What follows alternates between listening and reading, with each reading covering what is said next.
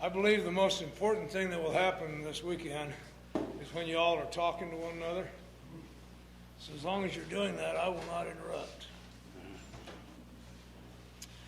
The toughest part of any group activity comes after any break in the regathering.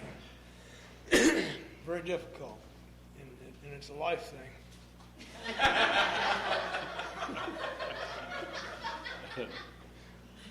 That's just an automatic response to so many photo shoots.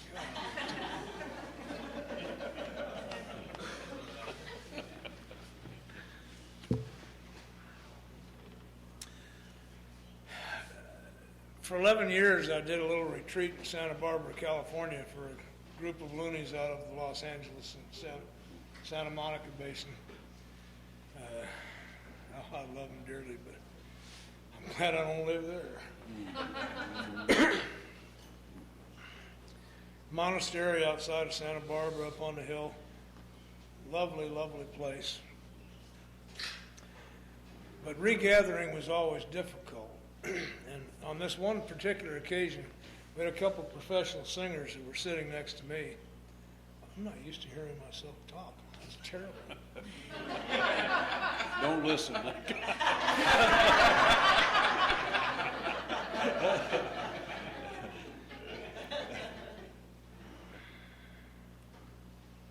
And everybody's busy chatting and we're not getting back to it. And they know how I operate. I won't interrupt. So one of them went, His partner just reflex went, It was just gorgeous. It just went out over the room. It was beautiful.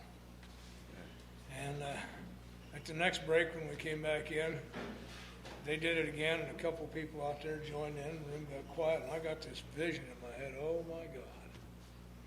They're going to go back down into the L.A. basin and say, look what Don taught us at the retreat.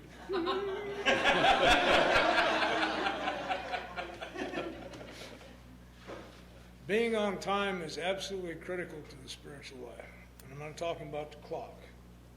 The clock comes from that. It doesn't come from the clock. There's only one time. There's only one place, and that's here and now. The only time I can experience the presence of God is now. So I must be on time in order for that to occur. We've had a lot of fun with that, and I'm going to turn this over to Tom real quick and follow his lead. But being on time sometimes does translate down to the clock because rudeness was my worst character defect. Imposing myself into your life without asking if you had time for me or even wanted me there, or making appointments and meeting either too early or too late. It's all rude. So I watch for that. So being on time is very important in human relations.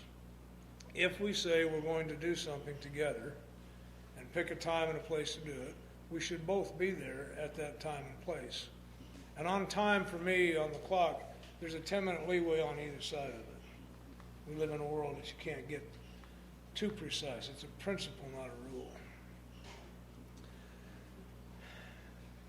Where I worked was 3 blocks away from a place in Denver that was built to serve people with garlic deficiencies. It was a little place called Dario's, a little Italian restaurant. And I have a serious garlic deficiency. So it's so Cured good. it last night. Oh, I went for it. We dipped the garlic in garlic dip, boy.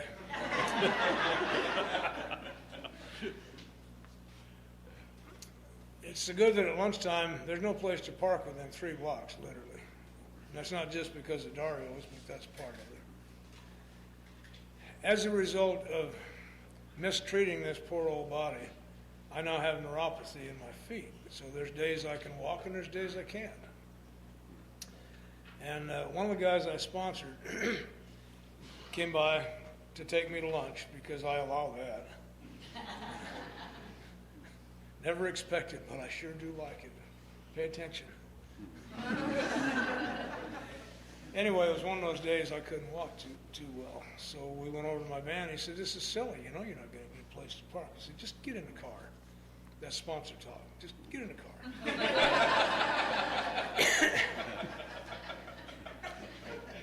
We drive up to Dario's, and as we pulled up, a car pulled out, and I parked right in front of the place.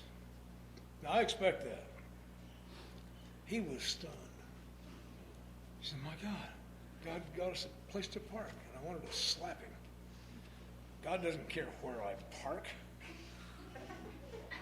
We were on time. That's all. And I promise you, there's a rhythm that you get into that beyond your intellect that helps you to be literally on time, both on the clock and within your personal life.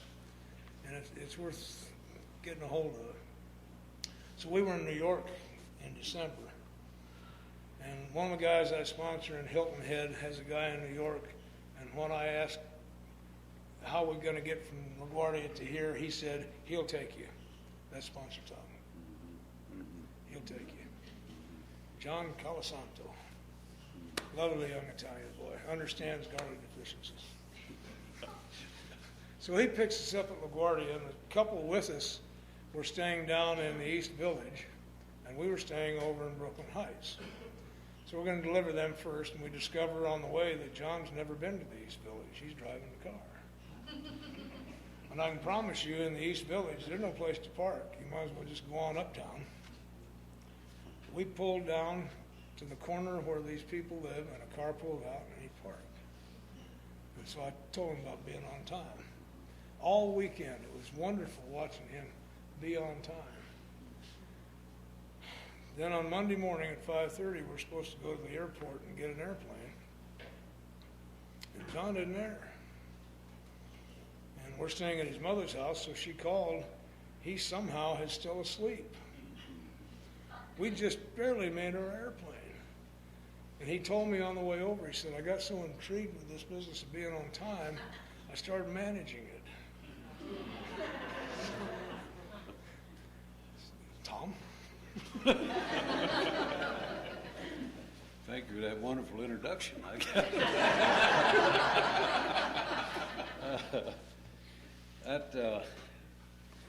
tell you, there's a buddy of mine uses the term "the power of now," and boy, is that ever a powerful concept? Because history has no power, has value, but doesn't have power, and the future doesn't either. If I'm living in one or the other, I'm almost powerless. And so real important concept of being where I am and recognizing that this is it. This ain't preparation, this is it.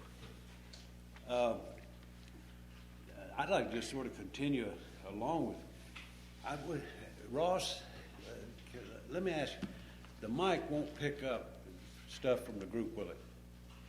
Okay.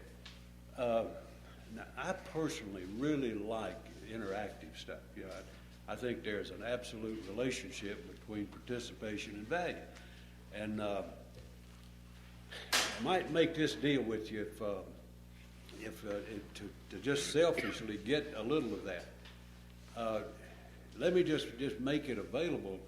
If you want to ask a question or make a comment and can do it in a soundbite style, you know what I mean? Not a long question. Sometimes I'll get to listen to those C-SPAN programs, and I swear to God, the question's longer than the presentation. You know. So, but if you can just sort of distill it, and then what we can do is repeat it, because it is maddening on a tape to listen to an answer that's not connected to a question. So, it's a brilliant answer, but what's it about? You know.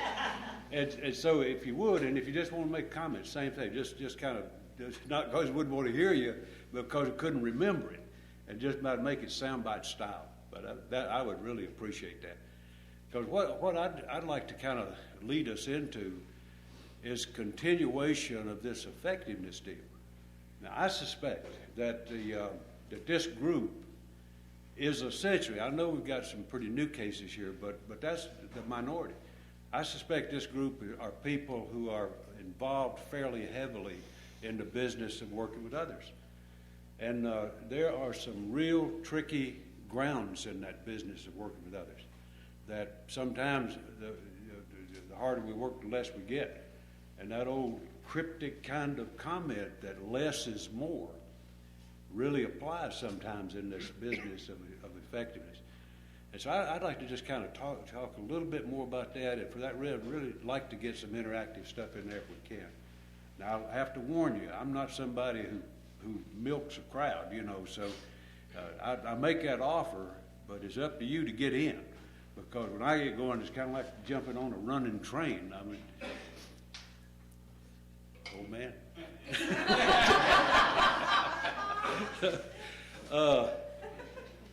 So just give me a signal, or just speak up if you want to do something like that.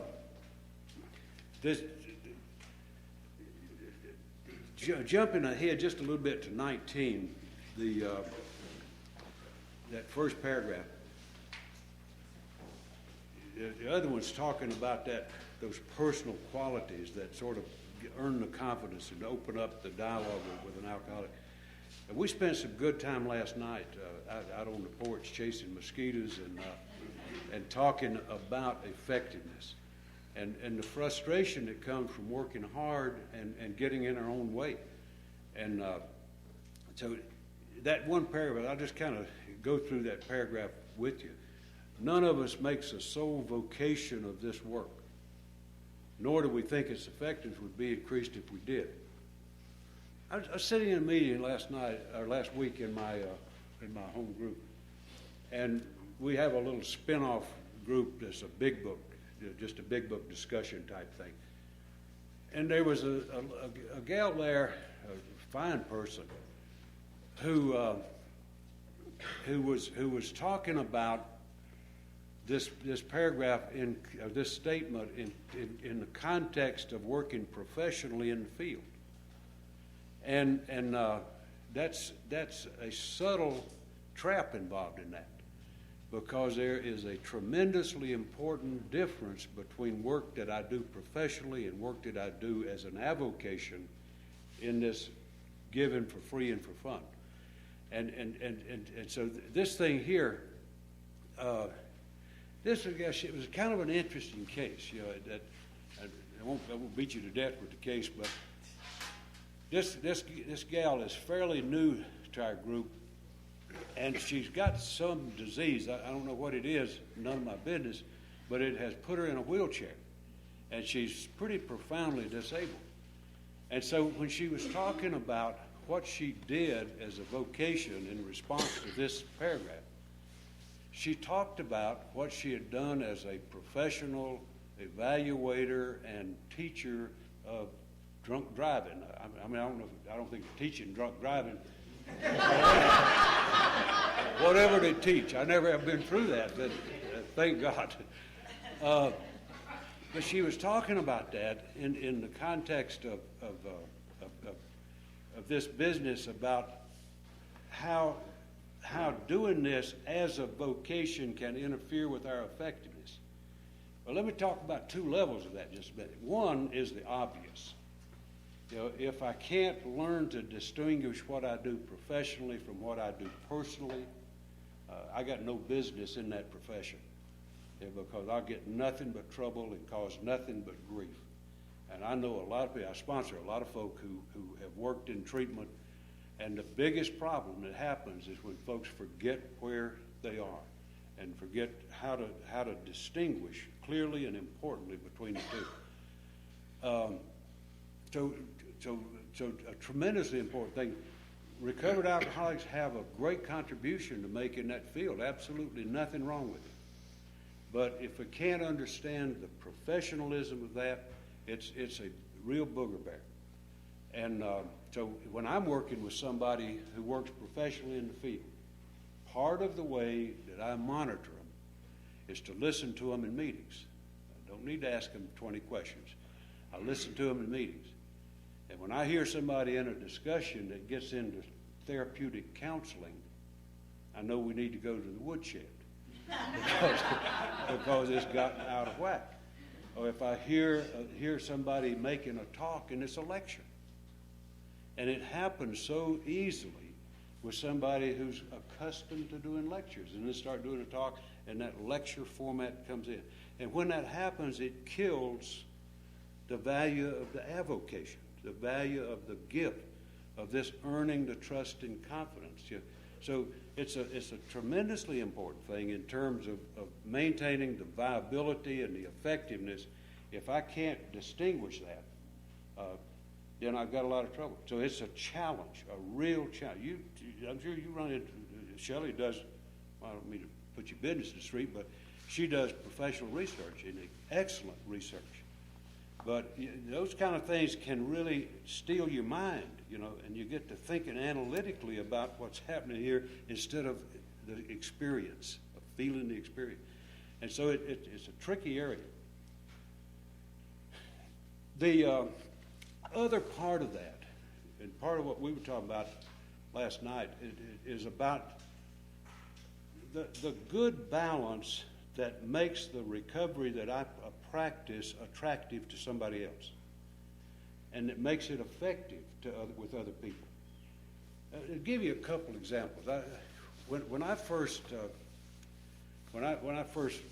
got on the street and started, I had the privilege. It really was a privilege. It didn't seem like it at the time, but I had the privilege of helping start Alcoholics Anonymous.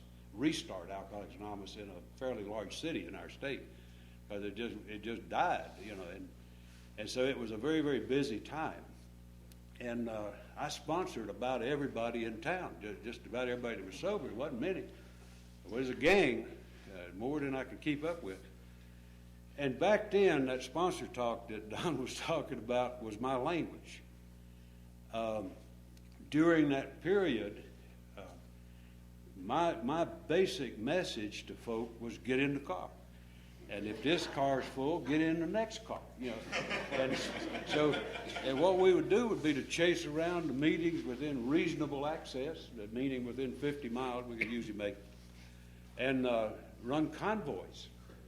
And that was really the deal. And I'm sponsoring so many people, I can't even get to know all of them, much less work with them intensively. Well, and that was fine.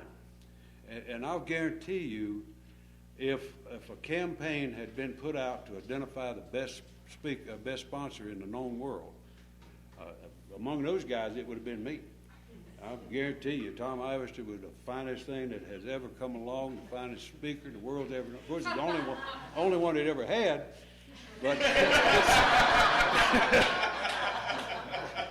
it would have been a hands-down victory. But well, a troubling thing happened. 2 years after I went into that city, and we got a good, strong group going, I had to move away. And all but one got drunk. All but one. Does that mean I was a lousy sponsor? Well, not necessarily. I was doing the best I knew. I just didn't know enough. And see, what I was so busy doing was I was so busy doing the stuff of get in the car or you sweep the floor, and that I never did let them see what the solution was. I never did get into the solution with them. All they knew is that I was wonderful, and if they followed me, they were okay. Well, they were right, as long as I was available to do that. But the minute I stepped back, see what I'm talking about? The effectiveness doesn't come from that kind of charismatic cheerleader stuff. It's about real solutions, real connection to their life, and not just being a camp follower to me. And so even though it was well-intended, effectiveness required more.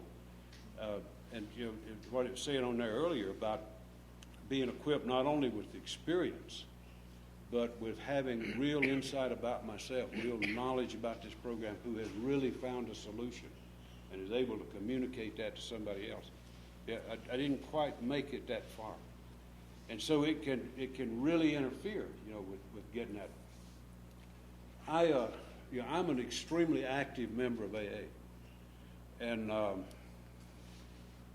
had an interesting history in a way. You're talking about a young people's group that you got. I started the first young people's group in North Carolina. There were 3 of us, and the group still meets to this day. 38 years ago we started that group. And so at that time, I was the youngest member of AA in North Carolina. And I thought in the whole world, because God knows I could never saw anybody that. And strange thing happens if you keep on breathing. I'm now the oldest recovered man in North Carolina. I'm the relic of the past. The only thing is that I'm still one of the most active people I've ever met. And that has it's part of what we were talking about last night. That's a double-edged sword. That thing cuts both ways. Because it's when you get a guy that's the oldest guy in the state that's as active as I am, this can have a repelling effect on people. It's not necessarily going to be a galvanizing magnet to people. It can be a repelling thing. And this business of being able to demonstrate a life that speaks of the solution is tremendously important. And so I have to recognize that most people are probably not going to be able to take off like I do. Important for me to recognize that we are truly different people, and we're driven by different forces. I'm somebody, in my simplistic way of looking at stuff, I like to keep it simple so I can understand it. I like to think that my recovery has to match my drinking pattern. If my recovery doesn't match up with how I drank, I'm probably going to find it a little lacking.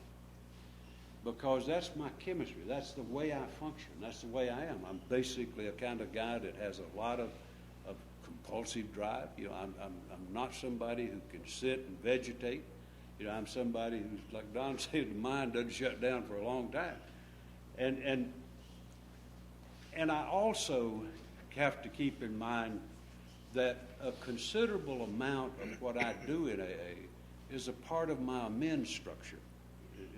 It's not just zeal to be a missionary. It's about a very real and effective way of making amends. And so I have to keep that in mind when I'm working with people and not try to get people to emulate who I am.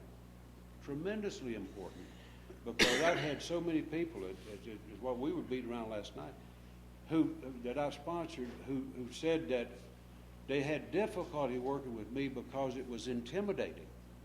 It's not invigorating or inspiring, but intimidating to work with somebody that's got that kind of energy and zeal to do stuff. So when I'm looking at effectiveness, it's important for me to recognize what is effective, what's the right agenda. How do I help people achieve their potential and not conform to my model? And that's an important thing. Like I was at a prison one night at Central Prison in Raleigh, in maximum custody joint, and a guy came over after me. Now picture this: I'm in a maximum custody joint. Guy comes over to the meeting. He was talking a little bit, and he said, "Let me ask you a personal question, if you don't mind." I said, "Yeah, anything. Go on." He said, "Do you have to do this thing like you do it to stay sober?" I said, "Well, not necessarily." I said, "What are you talking about?" He said, "I swear to God, you're so busy, you make me tired." You know? And I said, "Well, no, you really don't have to do it like I do." But I say, one thing you ought to take a look at. You sitting in a maximum custody prison saying you don't want the kind of life I got, and I'm walking the street. I ain't swapping with you either, buddy. But it's a sneaky thing, in this thing of what it is that I convey to people. And if I want to be effective, it's important for me to take a look at what kind of an example I am to be. What kind of expectations do I put on folks? And does my life really reflect a kind of life that looks like sobriety is a good thing to do? And so it's not just a given that just because I've been there that I'm going to be a real effective guy. You want to comment about that any, Don? Sure. Huh? Why not? Go for it. No, I was musing and listening. We only have one thing that we're supposed to do. That's carry our message to the person who doesn't know, and then whenever possible, lead them on the journey of self-discovery. Bill suggests to us that anytime we're approaching a new person, we should get into their shoes and see how they would like to be approached, rather than me coming out of my box and laying it like that. 1988, I've had the privilege of serving this fellowship from the beginning, and in the mid-'80s, I was your trustee at large, U.S., which I thought was funny. I am not trustee material, but I was a good one. But as a result of that, we had occasion in November of 1988 to be invited by the Russians to the Soviet Union to tell them about Alcoholics Anonymous. This is a different culture, a different language, a different approach to things. There were rules in the books at the time that no more than 5 people could gather without a permit. There were heavy-duty restrictions. We had to consider all of that. How are we going to approach these people? Now, we had taken a group of them around the United States on a 10-day trip. There's a whole afternoon story in that deal. And they told us, see, to be effective, I must be a listener. You need to tell me where you're at so I can help you move to the next place. If I try to get you to move on where I think you're at, I'm going to move you into the wrong place. It won't be any good. We asked these Russians, should we come to your country? And they said, absolutely. And here's how you do it. They said, if you come as a government mission, you're going to get a show and tell. They'll give you a KGB agent that'll take you around and nothing will be accomplished. They said, you know us now, and you know some other people, and here's another list of people. Write us all letters and say, we're going to be in Moscow on such and such a date. We'd like to stop by and visit. And we will confirm that. Shelley's been there. That's how you do business there. So 4 of us and an interpreter were picked to spend 17 days just sharing the AA message with these folks who we really needed to be effective. There wasn't any pressure. It's just that if we didn't do the job, we're another 5 years before anything's going to happen. Don't put any pressure on me. Okay. Millions of lives are at stake, but don't worry about it. But we got by there because I learned a long time ago there's not millions of lives at stake. There's one, mine. And then when you show up, there's 2. And that's what we're all about. So in the midst of all of that, we got a chance to try being effective. How can we approach this in a way that will, first of all, I kept saying, we don't have any way to relate to God. We don't believe in God. But as we listened, we found they were very, very spiritual people. In fact, we had to laugh. They said, we don't have any history of God. Would you like to go see the big cathedral? Now, they were museums to them at that time, but they were just a very spiritual people. We went over our traditions with them, and the comment of one Russian was, you should have no trouble here. What you have here is communism in its purest form. See, they weren't communists. They were socialist republic on the way to communism. There should be no problem with that in principle. So we dealt with it one day at a time, trying to find out how can we best serve them so they can get it going. There were 2 events, and then my comments are over. I've got a whole day of talking. This was a trip beyond belief for a country boy like me. There was one tiny little group in Moscow called the Moscow Beginners Group that had been started by an Episcopal priest who was insane. Now, that's just the way it was. But somewhere he had power to move things. He got us inside the Kremlin and set things up. The guy was something else. And what he had done in setting it up was set it up according to AA's principles. Pure and simple. They operated by the traditions. There were step meetings. I remember the joy of sitting in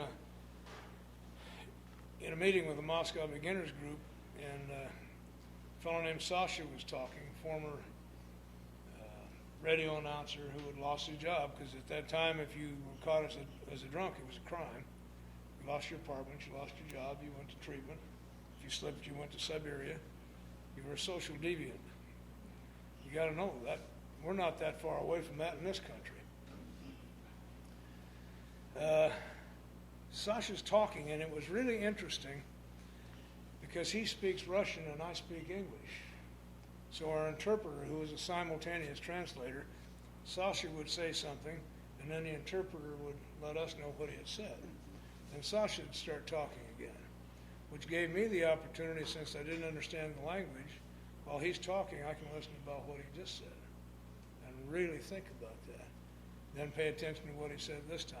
It sounds complicated, but it wasn't. He said, I had no history of God, but I wanted what these people had, meaning that small group of Russians who were not drinking anymore. He wanted what they had. So he said, I did what they did, and I found a spiritual power deep within myself. And I rose to that, because that's what happened to me too. He found a power here. But the main thing was he wanted what these people had. Then we were interrogated by the Ministry of Health. We weren't talked with, we were interrogated. We sat in a little room, and the Minister of Health was here, and the guy sitting over here in the corner like this. I don't know who he was, but I wouldn't mess with him. He was watching us, and he was watching the Minister of Health. This wasn't a friendly environment. And this guy is interrogating us for a little over an hour. And please know that because all of us were more interested in being effective than being right, we set aside our personal agendas somehow and never defended AA. You never have to defend AA. You never have to defend who you are. I just have to share my experience. You can't fault that. You don't have to like it, but you can't fault it. At the end of a little over an hour of this interrogation, the Minister of Health said, what can we do to help you get this started here? Now, what are you going to answer? Okay, this is outside of my realm. I said, give them space. That's all we need is space. Tom and I know that the job he and I did in North Carolina in corrections was mainly about giving space. Open the doors here. Give them a little room or something. Let somebody in that knows what's going on. That's the big job. The next day, it was Thanksgiving Day. They allowed this little group to hold a special meeting in the Ministry of Health. The other thing I meant by give them space, and this is what I must do with people I work with to be effective, I've got to give them space to have their own experience, not my experience. You can't have mine. I need to help you create the space around you where you can have your own. And that takes a little bit of time. And it's very hard on me. I have a human ego and I have a spiritual ego. And my spiritual ego is even harder to deal with than the human ego, because it has the answer. And every now and then it gets to think it has the answer. It's not a very long trip from one to the other. Is it, Tom? Oh, my group. Oh, geez, protect me from that.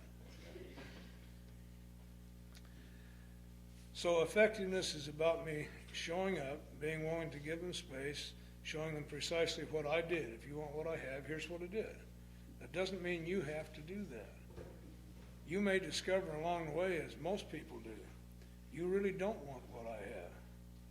I'm like Tom. I'm a busy rascal. Life is about living. And whether I'm busy with AA or Thursday night, I got really busy with one of my favorite activities. I took my grandchildren to see the Blues Clues stage show. I would much rather watch Shakespeare, but this was fun. I missed Steve. Steve wasn't there. There was a new Steve. As you can tell, I'm also busy watching Blues Clues on TV a lot. I know exactly what Pooh's going to say. And one of the ways I effectively communicate with my 4-year-old granddaughter is I can say, "Oh my." And she, in her tiny little 4-year-old voice, says, "Oh my." She loves it. That's effective. The interaction of people is effectiveness. Okay? I can't do that if I'm judging you, if I'm deciding what you should have, if I'm deciding where you should be and what you should be doing. My hardest task is to keep that arena where we can play together and you don't have to worry about it. Okay? You can grow at your own pace. There are now over 185 registered groups in Russia. They took off from there. The most effective thing we did was the scariest thing we did. A fellow had written a book about Alcoholics Anonymous, a man named Shikarev, Dr. Shikarev. Good book, sold out 50,000 copies overnight. They were hungry. Did you ever get to meet him? Interesting guy. Following that kind of success with the book, the Russians hold public meetings. They did that, where the author and the appropriate government officials and everybody who's going to have anything to say about it gets to hear from the public what the second edition changes should be. That's what was going on then. And we were invited to this public forum. There were about 400 people, police officers, what we would call social workers, regular people off the street, anyone who's interested in this new activity that's beginning to emerge. Very positive book, by the way, about AA. On the panel was a Russian tank commander that I had known from when they were here, who was absolutely opposed to AA. He said it's just another imperialist ploy to get your way of thinking into our country. When we were in Leningrad, I understood what he was saying. We stayed in a hotel across from the great, huge 6-block-long memorial to the siege of Leningrad. Millions of people died. And what they're saying is never again, ever, will any outside force come into our country and do this to us again. So I understood. That's the battle we're going to have to overcome to get AA there. And so we're fighting it. And he's on this panel. And he and I had fun, by the way. At the end of our trip, we got down to actually talking to each other. Turns out we could identify because we had similar jobs in the past. He used to smuggle guns into Leningrad on a tank. And I used to smuggle stuff too. While the goods were different, the job was the same. And it gave us a contact. And before we're through in New York, we're showing each other family pictures, of course. He took a picture, or saw a picture of my wife, and he says, "You should go home." It's very dangerous to leave such a beautiful woman along for so long a time. And he showed me a picture of his wife, and I was kind.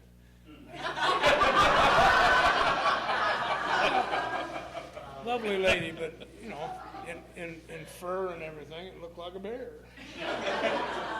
I know she had to be a lovely lady. Anyway, he said to me that his concern was that he didn't want his grandchildren killing mine.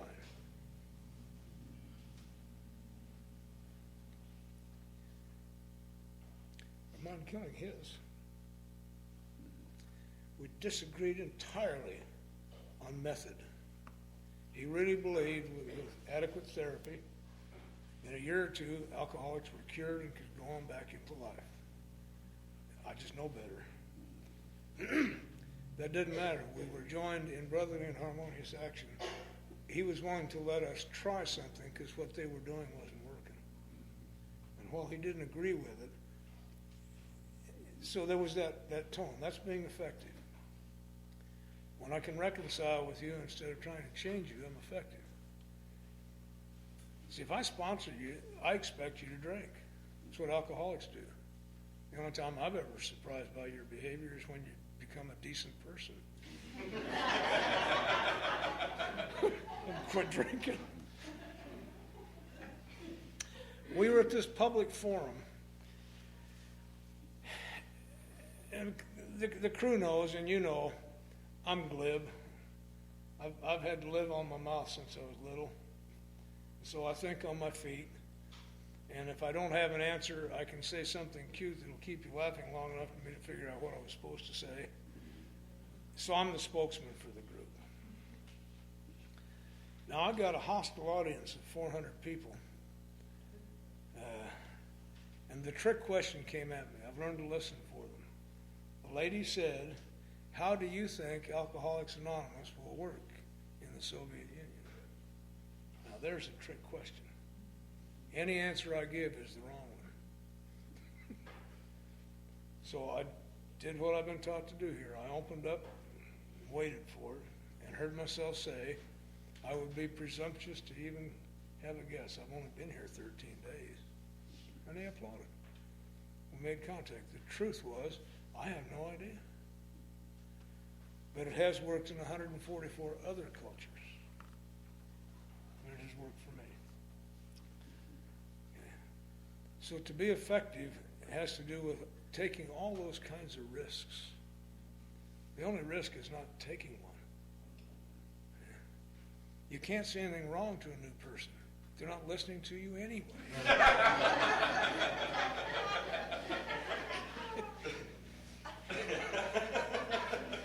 And if they happen to be and they catch you on it later, you can remind them how sick they were.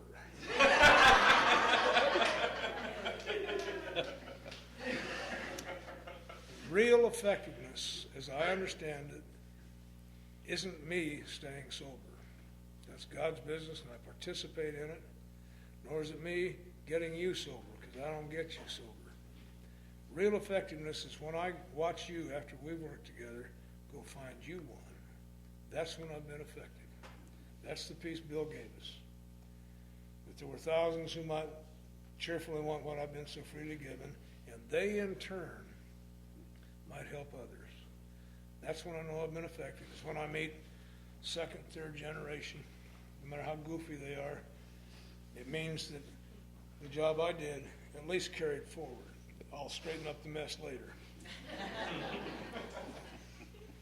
Real effectiveness means that my wife knows where I am. That's effective living. She's not afraid for me or for her. It means my grandchildren know where I am. My 4-year-old granddaughter, I know she doesn't know what a map is, but she thinks it's fascinating that I'm in Virginia. She doesn't even know what that means, but I'm there. About communication. I've got to listen and I've got to talk. Okay?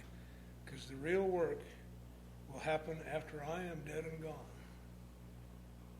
If I'm truly effective after I'm dead, somebody like me who shows up will get the same shot I got. I won't have changed anything so that it becomes unrecognizable. I love you as you are where you are. That's effective. Chuck hated everybody, including me. But I didn't care. I loved him. He was much more entertaining than most of you. And there's nothing like 6 weeks of solid hate to make you think, this guy's really going to be good.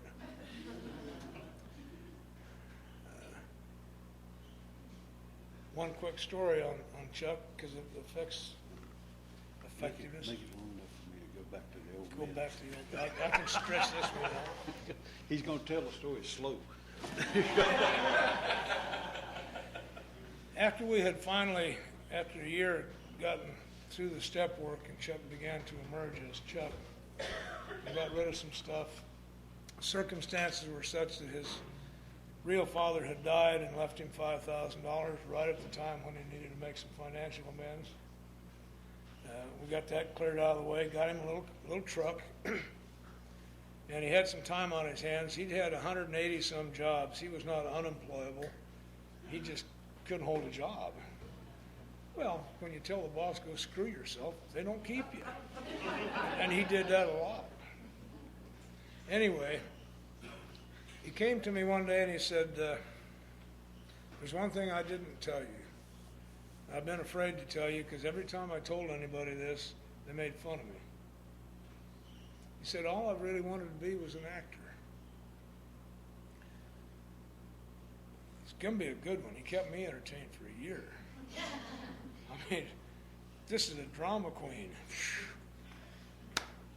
And I got to thinking, I said, Chuck, listen, you don't have a job right now.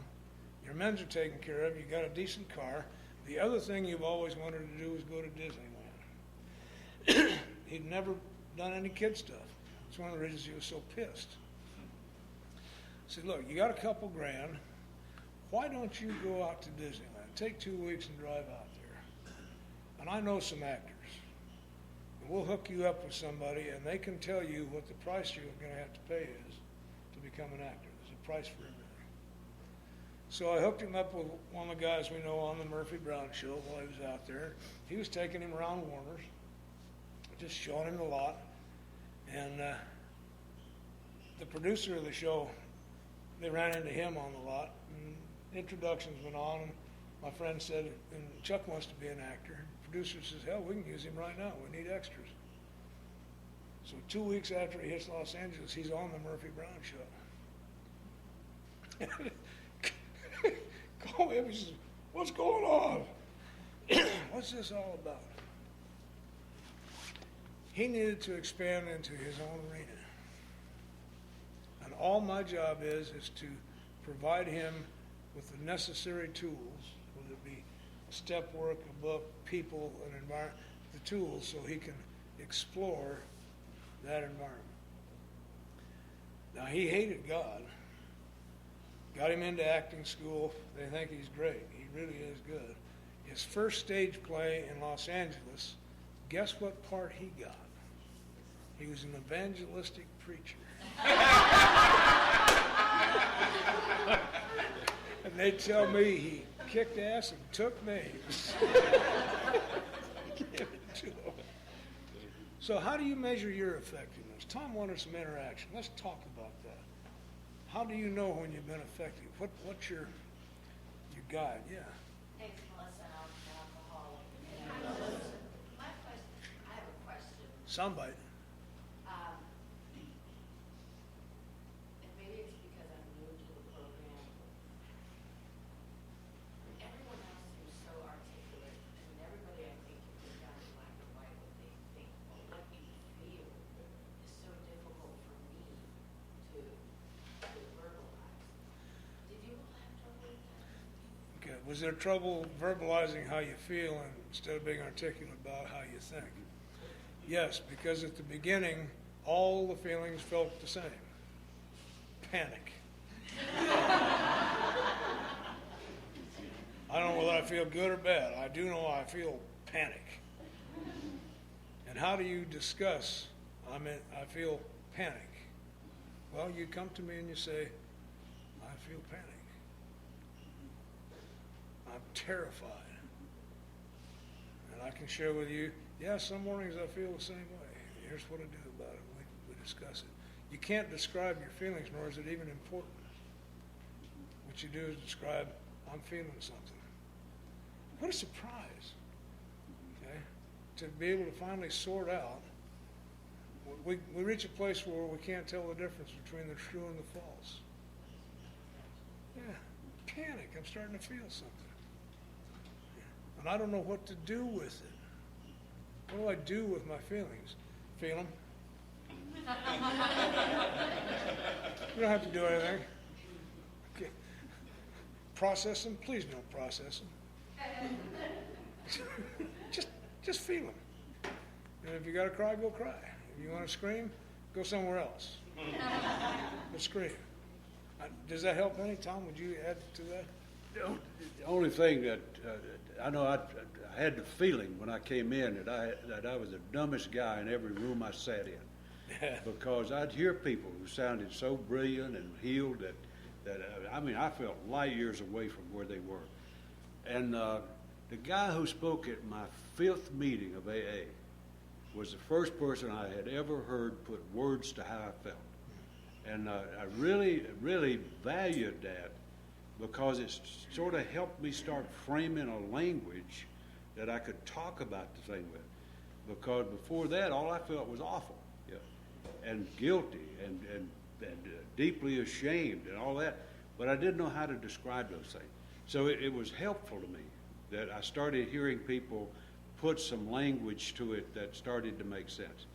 You know, I always sat in meetings. You're braver than me, because I always sat in meetings burning with a desire to ask questions, but I felt like it sounded so stupid. And then I finally learned that what I wanted to ask, probably the person in the next chair wanted to ask the same thing. And so, yeah, but I very much identify with that whole business of total ignorance about the condition. Some people have been through so much treatment that they sound like a medical dictionary when they come in and got a lot of language, but it may not have much to do with the condition. It's just a whole bunch of language that clutters up life. And getting to a point where I can realistically understand what it is I'm dealing with. It's where inventory starts really putting stuff together, making it have some real purpose, some real value in my life. But I think it is important to me. I went to my first sponsor early on and said, "Bruce, I feel so guilty." He said, "You should. Look at what you've done. Yeah. Now, here's what we can do to straighten that up." But you should. Yeah. I'm so ashamed. You should be. Do you just let the chucks of the world spew their hate for 6 weeks, 10 years? Not 10 years, but Say it again. listen. Do you just let the chucks of the world spew their hate for 6 or 8 weeks or whatever it takes? Oh, okay. I do, yes.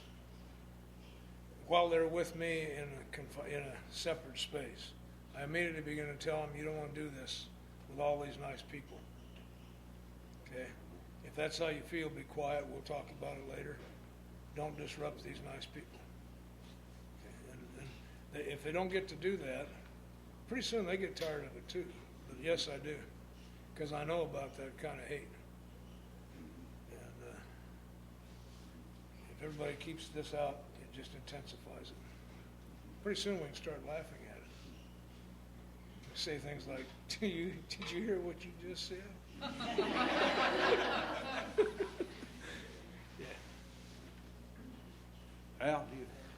How do you help a new person kind of on the other end get past over-intellectualizing or analyzing everything?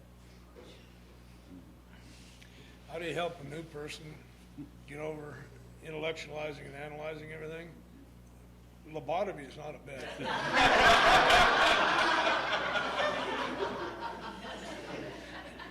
Which means, Al, I've never figured that one out. Duct tape helps.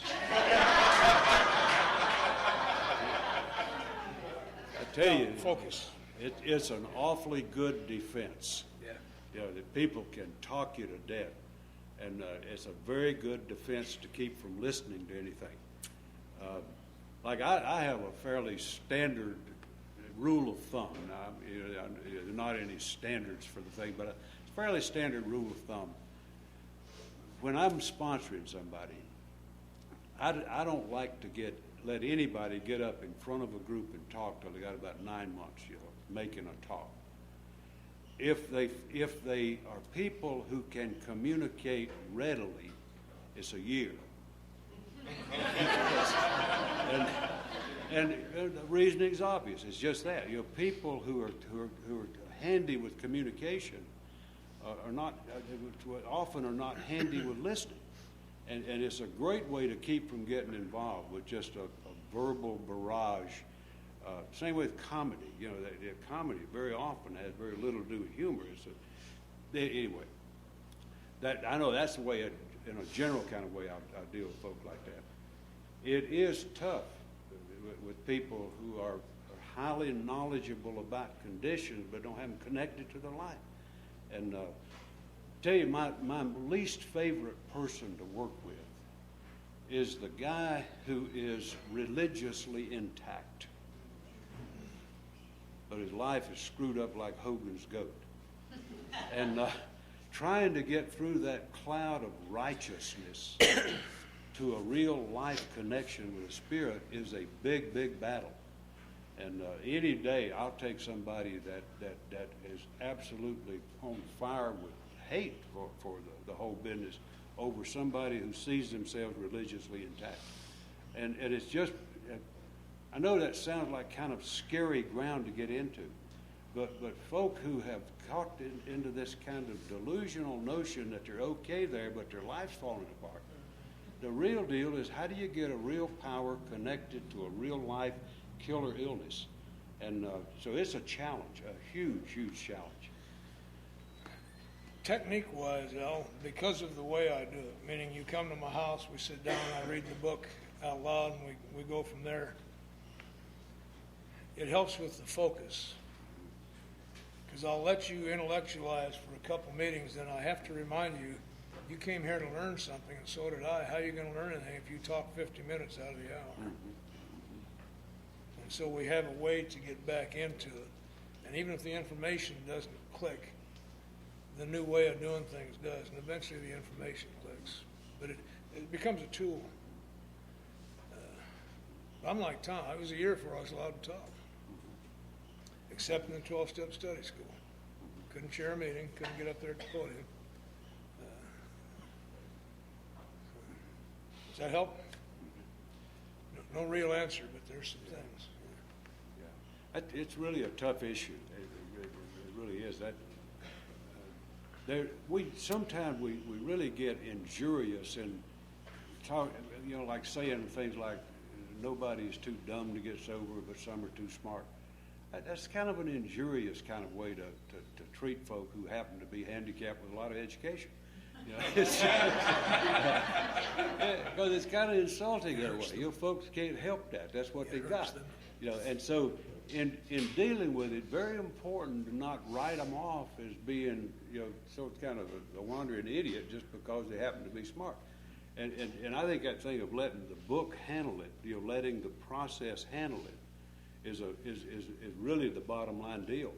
On deal with the concept that's laid out here, and not what you brought to the table.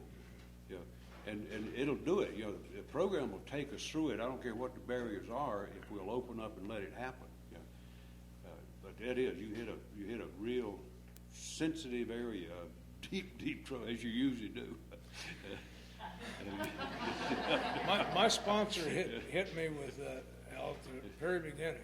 He says, we've been talking, because there were three of them. We don't even think the truth's going to work for you. Because you take the truth in and your ego catches it. And by the time you use it, it's all warped. So he said, what we suggest for you is that we suggest you forget everything you think you know about anything, particularly spiritual matters. If any of it worked, you wouldn't be here. And I fought a little bit. I said, come on, I must have learned some truth somewhere along the way. He says, it's doubtful, but it is possible. He says, I'll grant that it's possible. But anything that really is truth will be truth when we're all through, too. And the rest of it's all garbage. Just lay it down. And that really helped. Focused right back on up. If I'm willing to argue with you about it, it's my opinion. The truth never has to be defended. It just is. I still like to argue. There's nothing like a good game of Zorro with an intellectual idiot. I heard what you said, Tim. I really like this, meeting people at the level of their understanding. Yeah. Logical thought. I'm thinking, I can put up with the one that's in turmoil all the time, angry, fearful, whatever. I understand it's out, I have a difficult time putting up with know-it-alls. They know everything about everything, whether it's a big book or whatever. I've just turned 15 years sober. I feel like I'm brand new, asking 100 questions, wide open, and get somebody else, they know everything about each other. How do you, that's another question. 2 years ago, an old timer in Denver, 33 years sober at that time, came to me to go through the steps because he'd never done it. And nobody else would talk to him. 33 years of not doing anything about untreated alcoholism makes you a pain in the ass. We went through weeks where most of the sessions we were in was me helping to unlearn him so we could get down to this. Got to the third step, had a wonderful third step experience together just prior to Christmas 2 years ago. Sent him home to make a list, and I haven't seen him since. Called me once and said, I got busy and haven't got the list done. And I said, one name counts as a list, you know. I haven't seen him since. Sometimes you just give it your shot. I'm still here. Let me tell you a quick one I just had that I'll tell you about the good ones. I won't tell you about all the bad ones. I was in California a week or so ago, and there was a fellow that came up to me that he introduced himself like he was showing his merit badges by how many chips he picked up. You know, that he said, I'm a professional newcomer. And so I just decided to just sort of take him on just a little bit. And and he was trying to get me to respond to that and add to his merit badges or something. And I said, well, let me just suggest one thing to you. Why don't you quit being a professional newcomer and become a real newcomer? And it took a while. But this guy had a cliche for everything. You know, he'd been around the program so much that his mind was just filled with meaningless platitudes and cliches for every situation. And so what I did with him was head off every one. You know, every time he come, I said, no, don't put that on. Yeah. And it took a long time to get through that riddle of stuff that was in his mind and get down to a real contact with who he was and what he was about. Because his mind was filled with all that stuff. And I know he didn't like the conversation, but he engaged in the conversation. If he had not have quit, but he engaged in the conversation. And he came to a point where I knew that he had heard it and connected with it. The next morning, the guy came to me, not that day, but the next morning the guy came to me and said, man, you'll never know how much I appreciate that. Because that's what it took, was to get past that litany of stuff to where he was a real human being connecting with a real program of recovery. And see, he was so caught up in that kind of mess of stuff that he couldn't even hear what was going on around him. Now, he may be like that guy. Who knows what will happen? But he left that day, and he went out and did some stuff, and he came back the next morning really pleased with what he was doing. And I think that's part of our effectiveness is how do you cut through that stuff and get down to real issues.